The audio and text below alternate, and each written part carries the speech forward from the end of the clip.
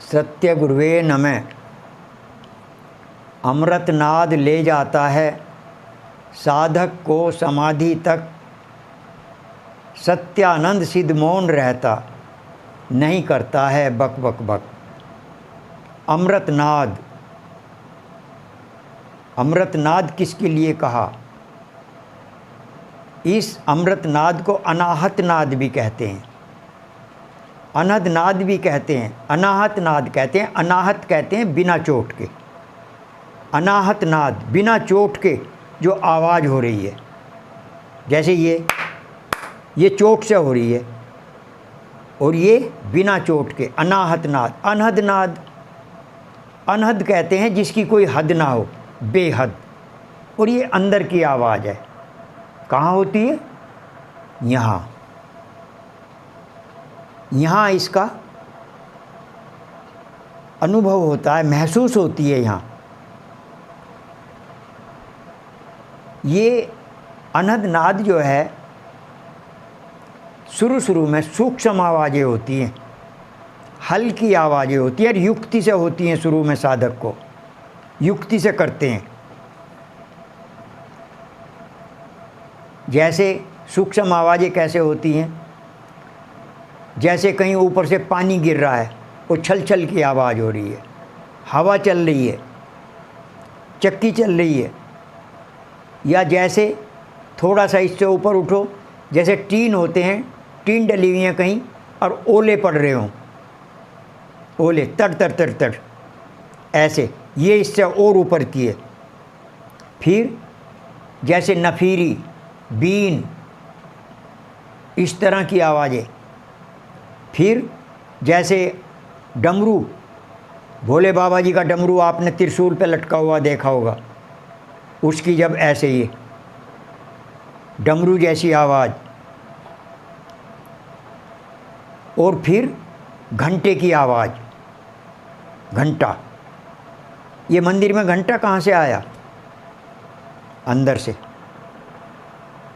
और इस जब जैसे घंटा बजाएंगे तो उसमें आवाज़ होती है टन टन। इसी घंटे की आवाज़ में से ही ओम नाद निकली है।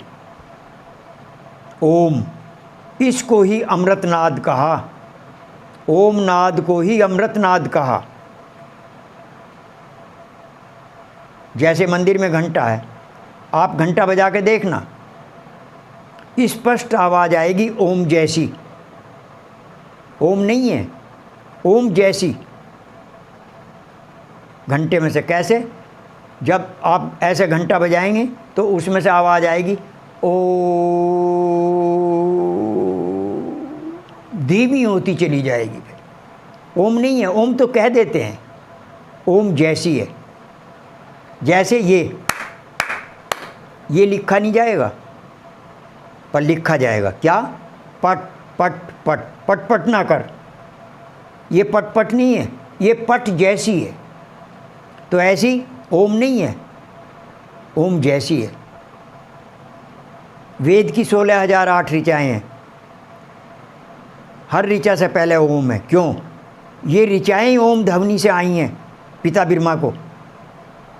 जब उन्होंने ओम ध्वनि पे को ध्यान लगाया तो उन्हें ऋचाएँ उतरने लगी, वे बोलने लगे। तो ये ओम नाद को ही अमृतनाद कहा है। यहाँ होती है, यहाँ सहस्त्रार में। और ये जो ओम नाद है, ये करोड़ों में किसी एक को होती है, करोड़ों में, लाखों में गिनती नहीं है इसकी, करोड़ों में होती है। सेवक के ऊपर भी गुरुदेव की कृपा है, सेवक को भी होती है।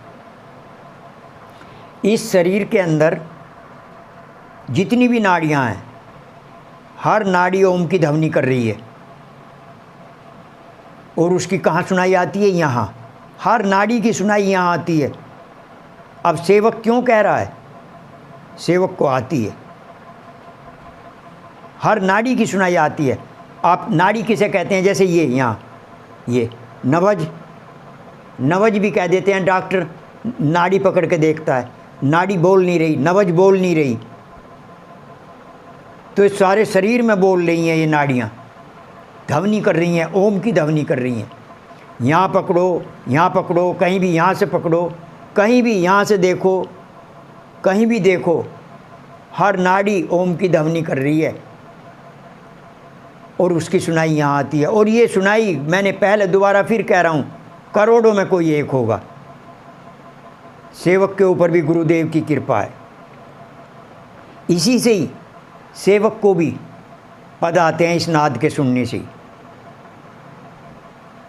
कभी भी आ जाते हैं पद। दोहे लगभग 5,500 दोहे हैं जो गुरु कृपा से आए हुए हैं। ये गुरु कृपा होती है, नाद भी तो गुरु कृपा से होती है। और न कौन नहीं चाहता कि मुझे नाद ना हो, सब चाहते हैं मुझे भी हो, पर जिसके ऊपर गुरु कृपा हो जाएगी हो जाएगी। गुरु कृपा किसके ऊपर करते हैं, इसके लिए 3 बातों की ज़रूरत है: पवित्र, प्रयास और परिश्रम। कोई कहे कि महाराज ये ओमनाद मुझे भी होने लगेगी। हाँ, क्यों नहीं होने लगेगी भाई, जब हमें हो रही है तो आप भी तो हमारे जैसे आदमी हैं, आपको क्यों नहीं होगी।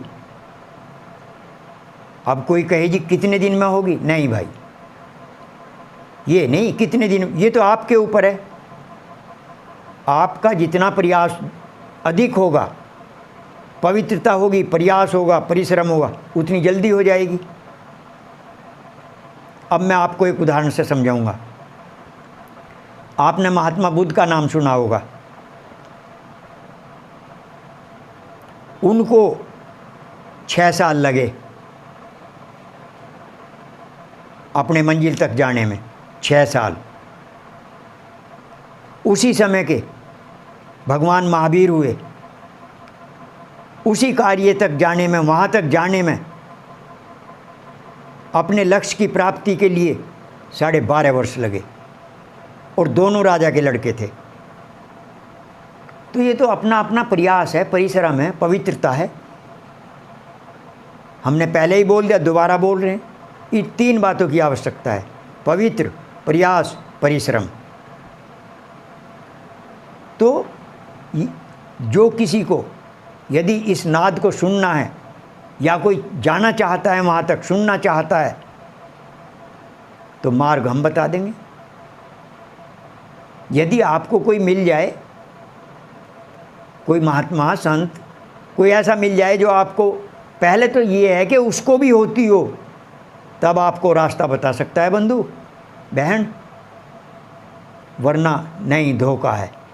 और ऐसे नहीं है मैं बोल रहा हूँ, जब आप मेरे पास आएंगे ना, मैं सबसे पहले आपको प्रमाण दूंगा कि मुझे होती है या नहीं होती है। जब आपको प्रमाण दे दूंगा तो फिर आपको फिर तो कोई बात ही नहीं है। प्रत्यक्ष आपको मैं प्रमाण दूंगा, और प्रत्यक्ष को प्रमाण की आवश्यकता नहीं होती। फिर प्रत्यक्ष दिखाऊंगा आपको, जब आप कहेंगे हाँ ठीक है, तो बस फिर हम आपको रास्ता बता देंगे। और यदि आपको कोई ऐसा, ये नहीं कि हम ही अकेले, अनेक हैं भाई, पर ऐसे लोग, मैंने पहले ही बोल दिया, करोड़ों में कोई एक है, मुट्ठी भर मिलेंगे आपको जो ये कहेंगे कि हाँ मुझे होती है और मैं प्रमाण दे रहा हूँ। तो यदि कोई आपको संत मिल जाए तो ठीक है, जान लेना। और यदि कोई ना मिले तो सेवक के पास आ जाना, सेवक बता देगा। मार्ग ही तो बताना है, मैं रास्ता ही तो बताना है। चलना तो आपको पड़ेगा, जितना चलेंगे उतना ही आप अपने मंजिल की तरफ चले जाएंगे। इस संसार में मानव के लिए कोई कार्य कठिन नहीं है। मानव असंभव को भी संभव कर सकता है। प्रभु ने सर्वश्रेष्ठ योनि इसीलिए तो कहा इसको, जितने भी हैं सबसे श्रेष्ठ चोला मानव चोला है। इसीलिए कहा कि मानव असंभव को भी संभव कर देता है। उसके लिए पवित्र प्रयास परिश्रम चाहिए। तो मेरी बहनों, मेरे बंधुओं, यदि आपको कोई मिल जाए तो ठीक है, नहीं तो सेवक के पास आ जाना, सेवक बता देगा। और निःशुल्क सेवा है, एक नया पैसा भी शुल्क नहीं है। पर एक बात इसमें ज़रूर है, गुरु दक्षिणा अवश्य देनी चाहिए, अवश्य देनी चाहिए। गुरु दक्षिणा में भी कोई कहे महाराज मेरे पास तो कुछ है नहीं, और कोई हाथ जोड़ के और मस्तक झुका दे, बस सेवक हाथ जोड़ के ही उसे ही स्वीकार कर लेगा। यहाँ धन की भी ज़रूरत नहीं है कि भाई धन से ही काम चलेगा, ना, धन की भी ज़रूरत नहीं है। गुरु दक्षिणा में कोई बस हाथ जोड़ कर मस्तक झुका दो, ठीक है, होगी गुरु दक्षिणा। तो मेरे भाई, यहाँ तक जाने के लिए आप आएँ, आपका सम्मान है, आप आमंत्रित हैं, और आपको सीधा सच्चा रास्ता बताएंगे, सरल रास्ता बताएंगे। आप अपने गंतव्य तक पहुंच जाएंगे करते करते। और शुरू में युक्ति से होता है, युक्ति बता देंगे आपको बस। और ये नहीं कि यहीं हो गया फिर आपके घर नहीं, आपके घर भी होगी, फिर घर पे भी करेंगे आप। बात तो वही है जो यहाँ भी हुआ, आवाज़ आपको, और आपके घर भी हो, युक्ति से। और जो इस ओम नाद को सुनता है वह सिद्ध हो जाता है, क्योंकि ये सिद्ध कर दे। सिद्ध किसे कहते हैं? सिद्ध कहते हैं मुक्त आत्मा को,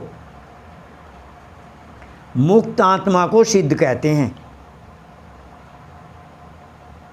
और ये जो ओम नाद है, ये समझ लो मुक्ति के पास का डंडा है, सिद्धि के पास का डंडा है, सबसे ऊपर का डंडा है ओम नाद।